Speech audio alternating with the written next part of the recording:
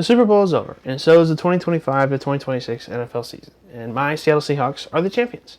And while their festivities are still ongoing, there are an additional 31 other teams in the NFL that are gearing up for their shot at Super Bowl 61 in 2027. So this offseason, I've decided that I'm going to make my assessments and predictions as to what teams should do or could do this spring and summer to give themselves the best chances possible. So let's start things off talking about the coaches. So first off, this was 10 coaches so far that got fired this season. We had the Cardinals, the Browns, the Falcons, Ravens, Giants, Titans, Dolphins, Steelers, Bills, and Raiders, all firing their head coach. Cardinals firing Jonathan Gannon. They brought in the Rams offensive coordinator, Mike LaFleur, brother to Packers head coach, Matt LaFleur. The Browns fired Kevin Stefanski and brought in Todd Monken. And they also lost their defensive coordinator, Jim Schwartz, because of this firing. There's a lot of drama. The Falcons fired Raheem Morris and went on to hire Kevin Stefanski from the Browns. Then the Ravens fired John Harbaugh. Then they brought in defensive coordinator Jesse Minter. The Giants, who fired Brian Daboll mid-season last year, brought in John Harbaugh for that new head coaching opening.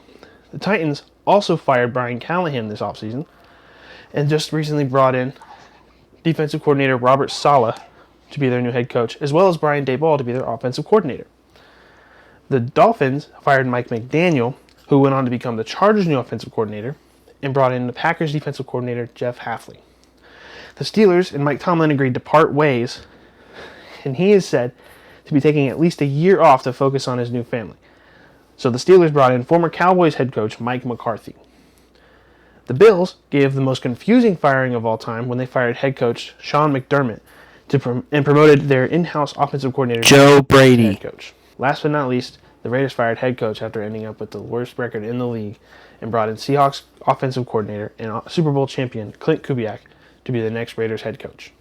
So that's a lot of names that changed. But I feel like most teams got an upgrade at head coach, apart from maybe the Bills, which could be its own video on how that organization is being run right now.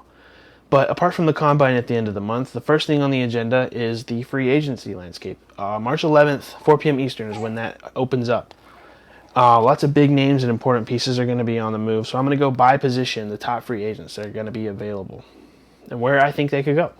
So, first up, most important position on the field, the quarterback, Aaron Rodgers. I personally think he should hang up the cleats. Because there's not as many QB needy teams this year as there were last year. The only one I could see him really returning to is the Steelers. So I feel like he either returns to Pittsburgh again and plays under Mike McCarthy for maybe one more year at the most, and maybe the Vikings. He could go there if they don't trust J.J. McCarthy or they don't see anybody else that's really good open down free agency. Or they could wait to see what happens with Tua Tagovailoa and Kyler Murray. I don't mention them in this because they aren't free agents technically, but that's an option for the Steelers or for anyone else that's a QB needy team. Up next, I got Daniel Jones. I believe he's going to get a similar deal to Baker Mayfield and Sam Darnold, where he's not the highest paid guy on the team, but he is still really decently paid. I feel like if he had stayed healthy, the Colts would have made a really decent playoff push and maybe the divisional round. I don't foresee them going all the way just because of how wide open the AFC was last year, but I feel like they could have made a decent case of, hey, we deserve to be here if Daniel Jones does not get hurt. And last but not, this is my kind of wild card take. Malik Willis. He showed out whenever Jordan Love was down in Green Bay at the end of the season. He got a lot more eyes, and I feel like that could have propelled him into the starting role. I've widely believed that he is one of the best backups in the entire league. And I personally, if I'm the Atlanta Falcons GM, I'm taking a flyer on him. Just if he plays good for a year, cool. We did really good. We're going to sign him to a longer deal. If he doesn't, hey, it was whatever pick we got for him, we would have turned that into nothing. I personally think that Malik Willis will do good if he goes to a team where he gets a chance to be a starter. He is still, in my opinion, like I said, the best backup there currently is on any team. Up next, we have the running backs. So, as I'm recording this, Javonte Williams signs a 3-year, $24 million deal with the Cowboys to stay there. So, he's not a free agent anymore. But Kenneth Walker III is set to be a free agent. He showed at the end of the season what he can do. I mean, he's the Super Bowl MVP, and he just showed out when it mattered most. So I think Seattle, I hope, will sign him. I hope they don't tag him. I don't want to tag anybody. I hope they sign him. But if not, I could see him going to any of these running back needy teams, like the Chiefs. Even they could probably use a guy like Kenneth Walker, which is where I have a lot of these running backs kind of poised to go. Is they could take one of any of them, or differently, talking about the draft. But up next we have Travis Etienne, who was a massive workhorse for the Jaguars last year. I don't know if they have the cap space to go out and sign him.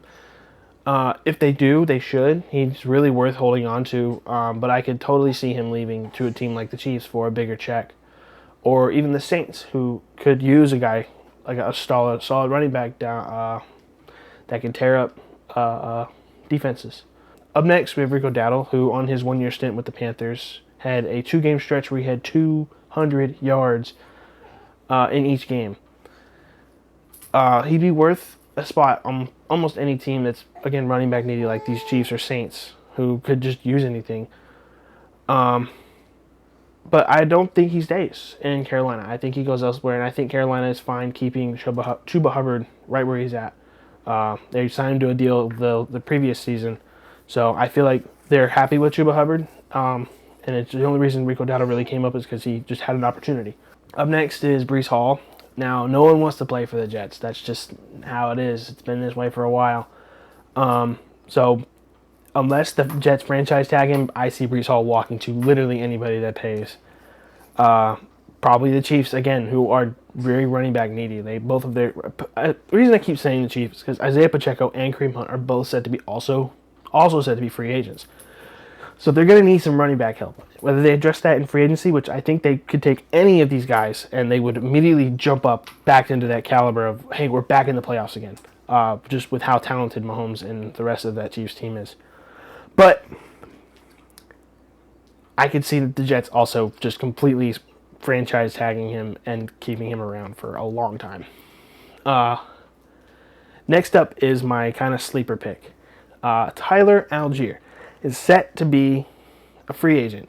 And I believe that any team that is needy, struggling, could use some depth, and struggling with a limited cap space could take him up on a deal and benefit from him extremely well. So he's set to be, as of currently filming this, it is set to be a free agent.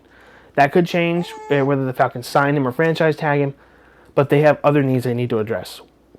The only reason I feel like he is not a running back one is because he is behind one of the greatest running backs of our generation in Bijan Robinson. So at the time of writing this script, I projected him to go to Dallas as a backup piece, but since they just signed Javonte Williams, I don't think he goes there.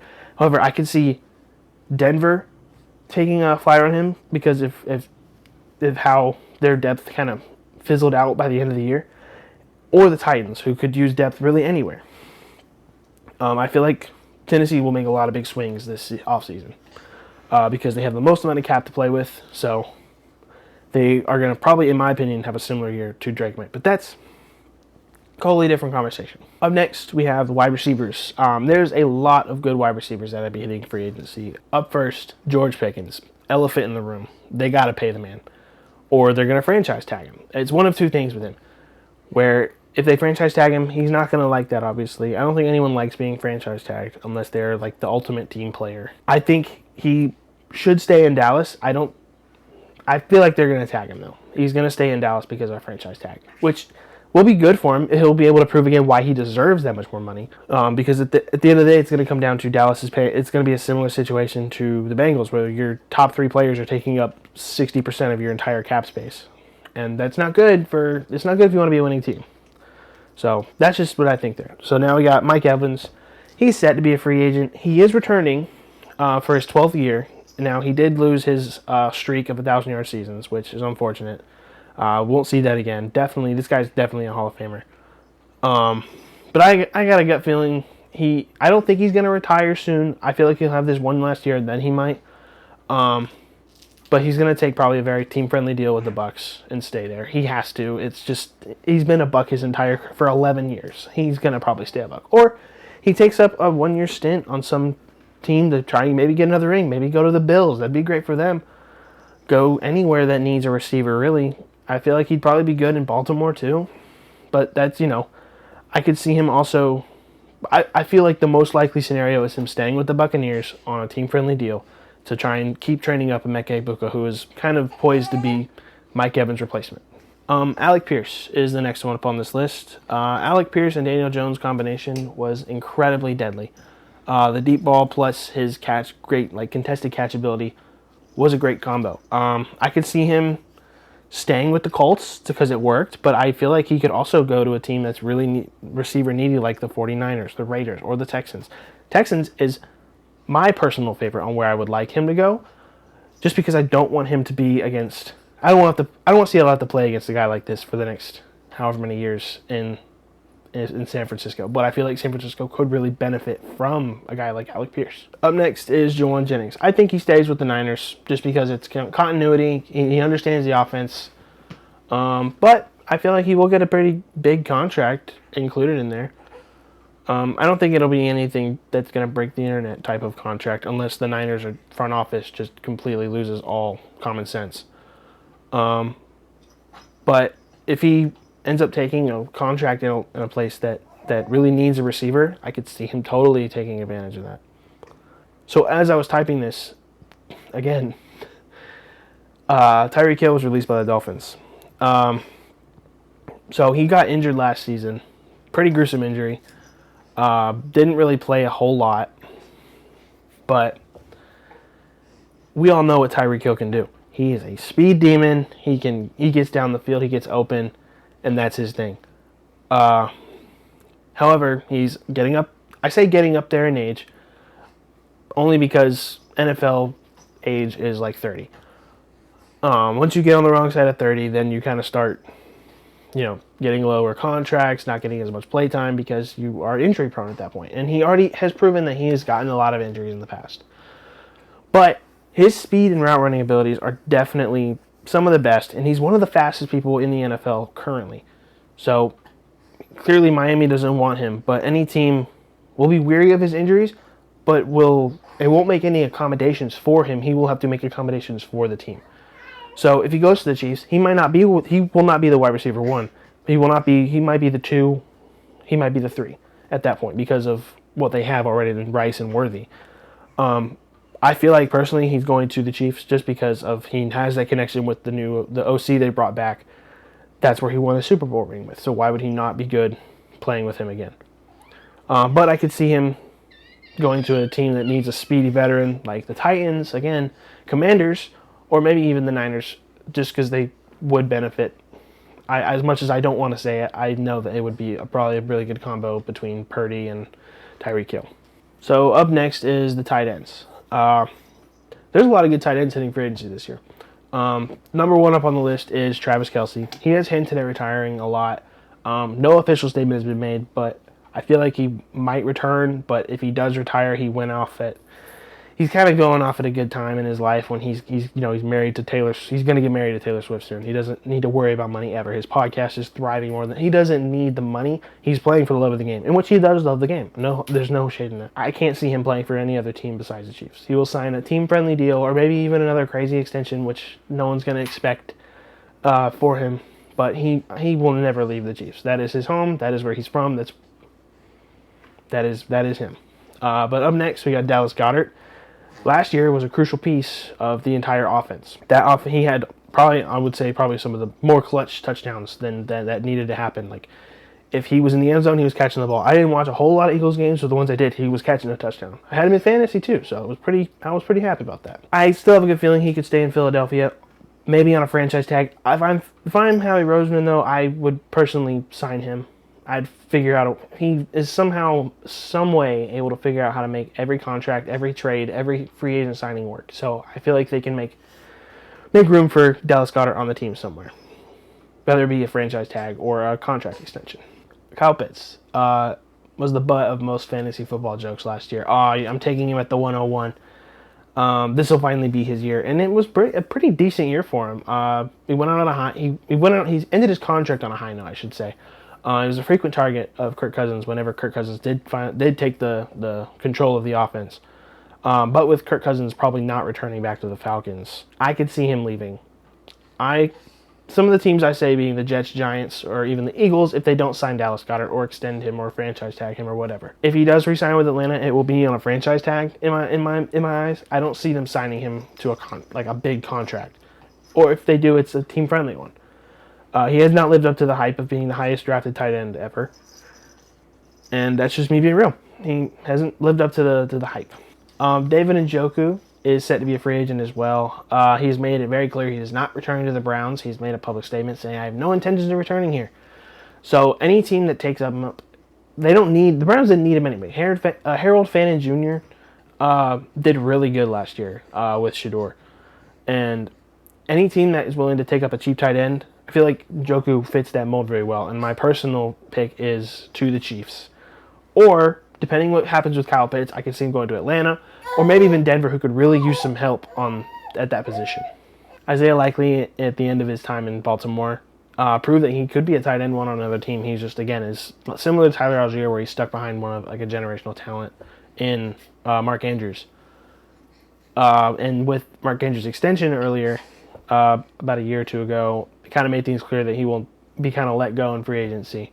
I could see him going to the Giants as one team, or the Dolphins, maybe the Chiefs, again, depending on how they want to handle Travis Kelce. If they end up taking up Njoku, or if they take Likely, Njoku, re-sign Travis Kelce if he comes back, or any other tight end that I missed on this list that might be released or traded. Like, this is all just not accounting for any trades or anything either. This is just, do they have the time or the money?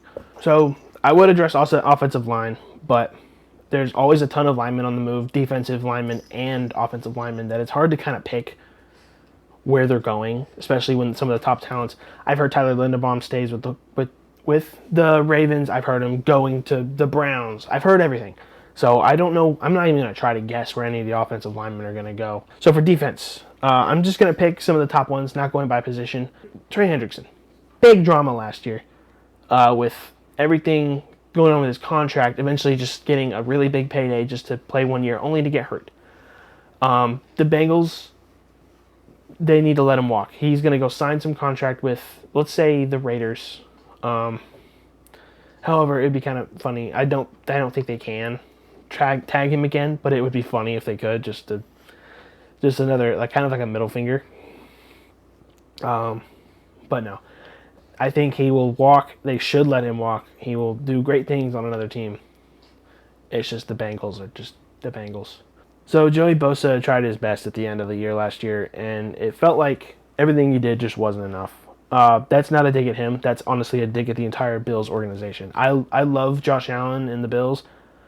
That organization is run just so poorly. I can make an entire video trying to figure out what's going on, and it'd probably be a 20-minute video just trying to break down. I personally think that Joey Bosa does re-sign with the Bills on a shorter extension, maybe a 2-year deal, or he goes to a fringe playoff team like the Packers or the Bears. So here we got one of my people again, Seahawks, Riq Woolen. He's shown some flashes that he's something special. However, most of the time those flashes are followed by a taunting, unsportsmanlike conduct, or letting up a touchdown. So his flashes have made him good enough to make me as a Seattle fan excited and want to keep him long term. But I know if it comes down to paying Kenneth Walker and still next year having money to pay JSN and Devon Witherspoon to a long-term deal, I'm fine letting him go. He can go to the Raiders. He can go wherever. My prediction personally is he'll go to the Raiders, the Eagles, Titans, somewhere that's going to that's willing to spend a lot of money on a corner, like the Raiders. That's my pick. Now we got a Jaguar, Devin Lloyd. Had a breakout season with the Jags last year. Really prove-it type of year for him. Key part of that defense by the looks of it. I only watched a handful of games. Namely, that Chiefs one was one of his best games that I saw. That was a great game. I feel like he'll sign with the Jaguars, but if he doesn't, I could see him going to the Chiefs, Raiders, Titans again. Those are my 3 teams that I think are going to be really active this free agency. Now, free agency obviously isn't the only part of the offseason. We have trading, combine, and draft going on. So some potential trades that I could possibly see happening include Max Crosby. He stated he's done He's alluded to it multiple times, and that he wants to win a ring. And understandably so. You can only be so loyal to one dysfunctional franchise before you just give up on that franchise. So here we got a big one. 2-for-1 special. Kyler Murray and Tua Tagovailoa. I lump these two situations together because they are so similar but couldn't be so different. So I'm going to start with Kyler Murray. He got hurt last year. Unfortunate. And the Cardinals had to bring out Jacoby Brissett. Kyler, throughout his time as a Cardinal, has shown flashes that he is something special, but constantly being injured, as well as verbiage in his own contract, have made him look like he might not be the solution moving forward. Not to mention, the Cardinals looked better as a team when Jacoby Brissett was at the helm. Brissett was even able to unlock Michael Wilson, which that was the greatest waiver wire pickup for me of all time. So what they do is completely up in the air. Moving to the East now, Tua Tagovailoa, he was having similar issues in Miami. He's injured, which is well known about him and his injuries. But they weren't as much of a problem this year. It was more of him just playing bad on the field. His injuries throughout the years have been very, honestly, kind of haunting, and several people watching the NFL have wondered why he's even still playing. So when they eventually decided to bench Tua for Quinn Ewers, they, again, looked very competent with Quinn Ewers at the helm. There's a few situations that they could try and do for both of these teams. They could either try and trade their guy, which the Cardinals might. I could see them doing it. The Dolphins are trying to, but I don't think that they can get it done because of the cap situations that would happen for both teams.